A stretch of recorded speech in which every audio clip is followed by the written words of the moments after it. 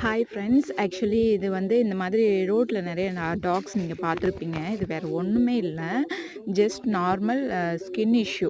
நமக்கெல்லாம் வருது இல்லையா? இந்த பிம்பிள்ஸ்ன்னு சொல்லிட்டு ஃபேஸ்ல வருது இல்லையா? டேனு அந்த மாதிரி நெறைய அ பொடுகு, டேண்ட்ரஃப்ன்னு சொல்லிட்டு அதுக்கெல்லாம் நம்மலாம் நீட்டா பேர் வச்சுட்டோம். இப்போ வந்துட்டு இந்த மாதிரி டாக்ஸ் ஏதாவது நம்ம வீட்டு ஓரத்துலயோ, நம்ம கிட்ட வந்தாலும் அப்படியே என்னமோ இதுலேருந்து நமக்கு பரவி நம்ம வந்து இறந்தே போயிடுற மாதிரி ரொம்ப வந்துட்டு பண்றீங்க.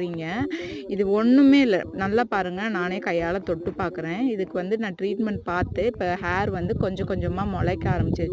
அந்த ஹெட்டுல பார்த்தீங்கன்னா, அந்த இதெல்லாம் உதிர்ந்துட்டு இருக்குது. இன்னும் கொஞ்ச நாள்ல ஒரு வித்தின் 2 வீக்ஸ்க்குள்ள நல்ல ஹேர் வளர்ந்துரும். வளர்ந்ததும் நான் உங்களுக்கு அப்டேட் பண்றேன். இந்த மாரி ஏதாவது ஒரு டாக்ஸ் வந்து உங்க வீட்ல இருக்கோ, ஏன்னா கண்டிப்பா உங்க ஏரியால இருக்கத யாரும் நீங்க கவனிக்க மாட்டீங்க. உங்க வீட்ல இருக்க டாக்ஸ்க்கு எதுவும் இஷ்யூன்னா, இந்த மாதிரி இருக்குன்னா கான்டாக்ட் பண்ணுங்க. என்ன மெடிசின் குடுக்கணும், என்ன குடுக்கணும்னு சொல்றேன். ஈஸியா க்யூர் ஆயிரும். இது வந்து பெரிய தீண்டத்தகாத நோய் இல்ல.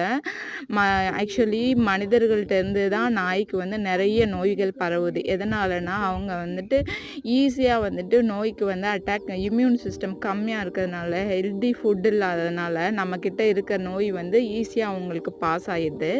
அவங்க கிட்ட இருந்து நமக்கு எந்த நோயுமே வராது. அஷ்யூரபிள்.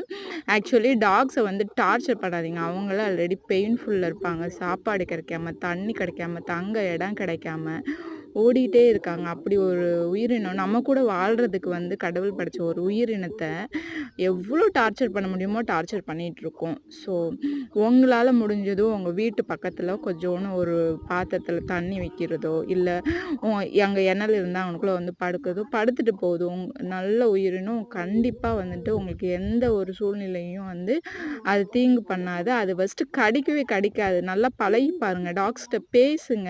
உங்க மனசு விட்டு பேசுங்க. புரிஞ்சுக்கும். உங்கள புரிஞ்சுக்காத மனிதர்கள விட நாய்ங்க நல்லாவே புரிஞ்சுக்கும் மனுஷங்கள.